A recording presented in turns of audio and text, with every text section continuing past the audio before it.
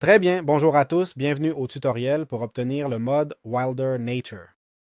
Wilder Nature, aussi appelé Let's Do Wilder Nature, est un mode qui ajoute de nouveaux animaux et un système de primes ou contrats avec récompense. Donc pour l'obtenir, nous allons simplement chercher Let's Do Wilder Nature. Comme vous pouvez voir, il compte 2 400 000 joueurs. Il a été créé il y a 1 an et mis à jour pour la dernière fois il y a 3 mois. Ensuite, on va dans la section Fichier, on clique sur Mod Loader, on sélectionne Forge, ce qu'on veut, puis on clique sur Version du jeu et on choisit celle qu'on préfère. Puis on va aux 3 boutons et on télécharge le fichier.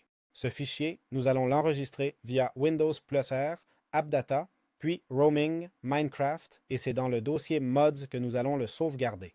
Il est également important d'aller à la section Relations dans Cloud Config et Architecture API. Nous devrons aussi les obtenir.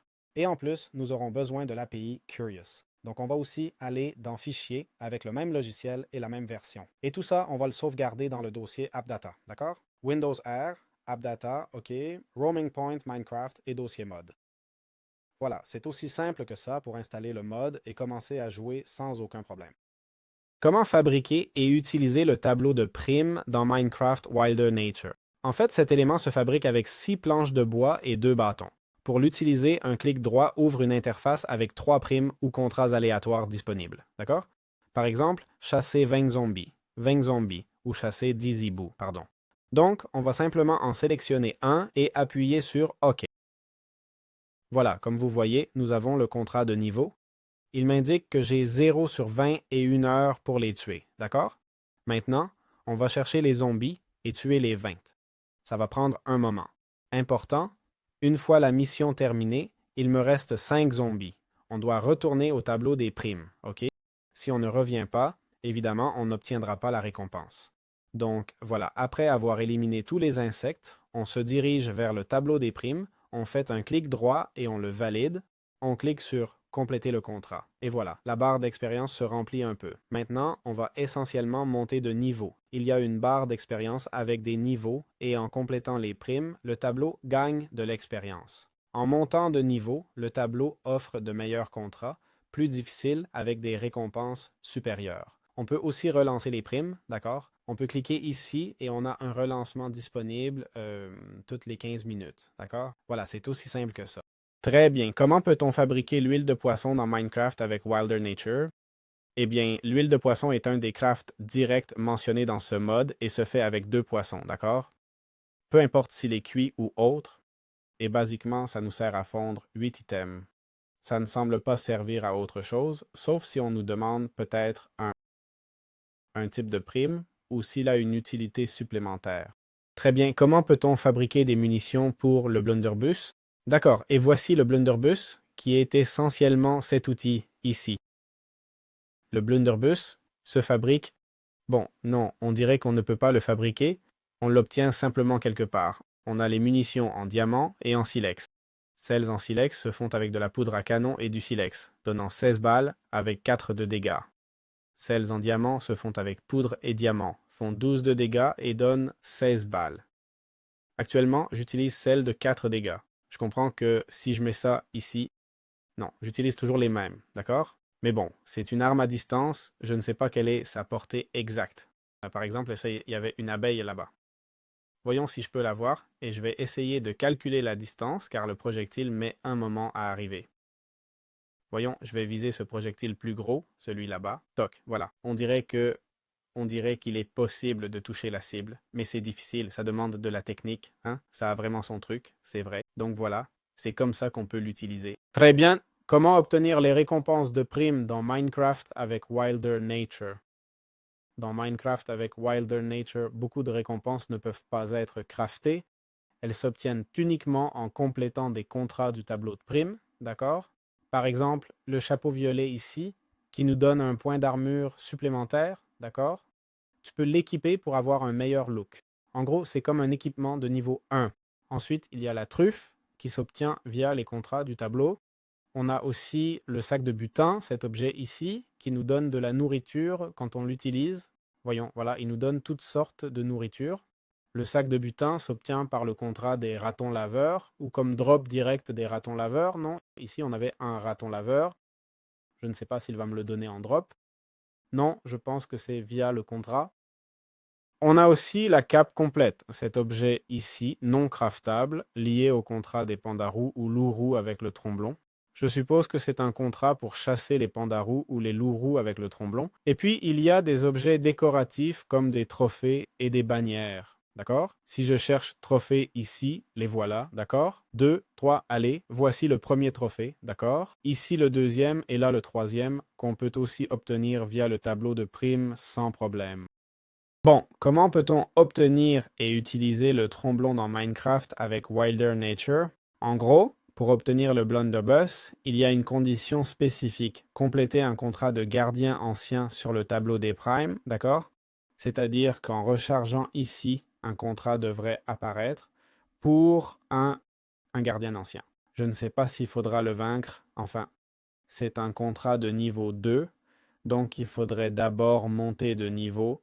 Comme vous voyez, on peut tirer à distance et la munition Flint s'obtient comme ça, et la munition Diamond comme ça. L'une enlève 4 points de vie et l'autre 12, mais l'une coûte 2 fois plus cher que l'autre, donc... Ah, regardez, les ratons laveurs nous donnent bien le sac de butin, on en doutait. Voilà, c'est aussi simple que ça.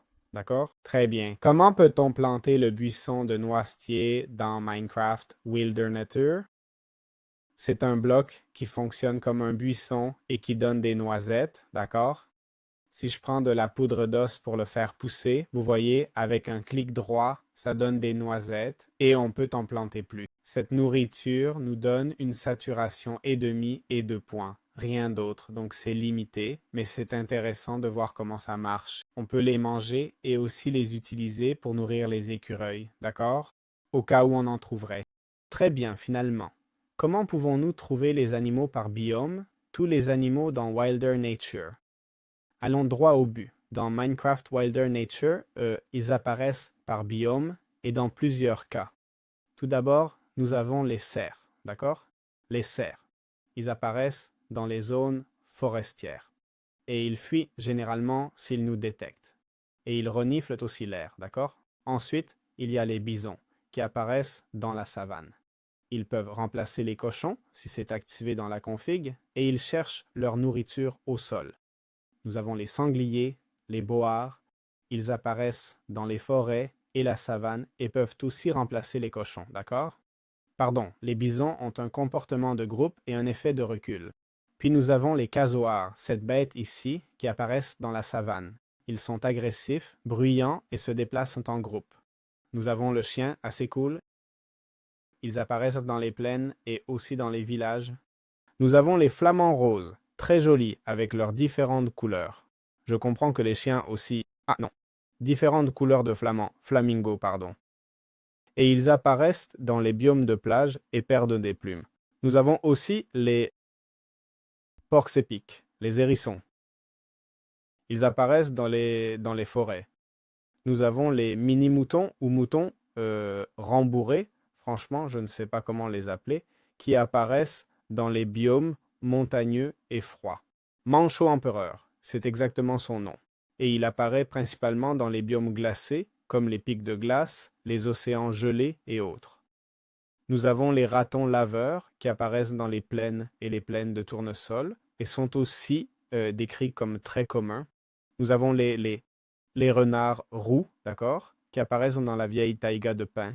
Les écureuils qui, bon, apparaissent dans les plaines, les forêts et zones fleuries. Nous avons la dinde, d'accord, le dindon.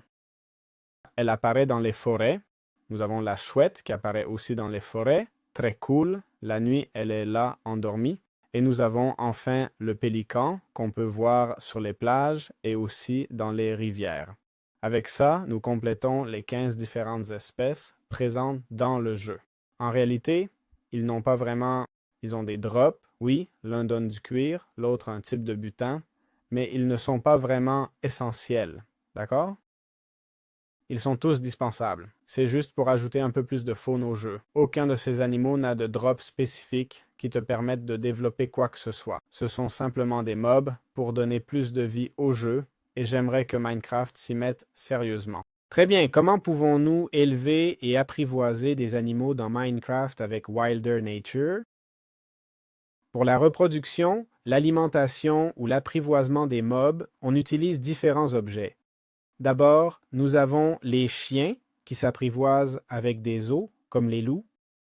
Nous avons aussi les loups rouges, ceux-ci qui s'apprivoisent avec des os et aussi avec de la viande de bœuf.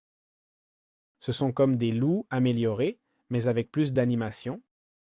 Nous avons les hiboux apprivoisables et utiles au combat, et il y a deux façons de les apprivoiser. La première est avec de la chair pourrie, d'accord? La chair de zombie, et vous pouvez le porter sur l'épaule, et l'autre est avec de la viande de lapin et autres. Ensuite, nous pourrions élever différents animaux, comme par exemple les cerfs. Des cerfs, je n'en vois aucun, alors allons-y, mettons-en un. Les cerfs. Les cerfs se nourrissent essentiellement d'herbes, d'accord? Si on prend de l'herbe, on peut les... Bon, j'imagine que c'est de cette herbe-là, non? Effectivement, de l'herbe, on peut les nourrir. Ensuite, il y a les sangliers. Les sangliers, eux, ont les mêmes propriétés que les cochons et on peut les nourrir avec des carottes, d'accord? Voilà les sangliers, ils sont comme ça. Ensuite, on a les flamants roses. Et si je ne les vois pas, je suis aveugle. Ah voilà, regarde, on a un flamant rose ici. Ils se reproduisent avec des objets tagués, comme des poissons. Ils se reproduisent avec des poissons. On a aussi deux hérissons, d'accord? On en a un ici, d'accord? Plutôt cool. Devine avec quoi on les nourrit? Eh bien, effectivement, avec de la chair pourrie. Les mini-moutons, ces moutons blancs et ronds, on peut les nourrir avec du blé, d'accord? Du blé quoi? Les pélicans, regarde, on en a un ici, ils se reproduisent avec des poissons, d'accord? Aussi. Les dindes, que là je n'arrive pas à voir. Bon, les dindes, évidemment, se nourrissent de graines, toutes sortes de graines, d'accord? Du blé, du melon, de la citrouille, de la betterave et même du pain. Ensuite, nous avons les ratons laveurs, ok?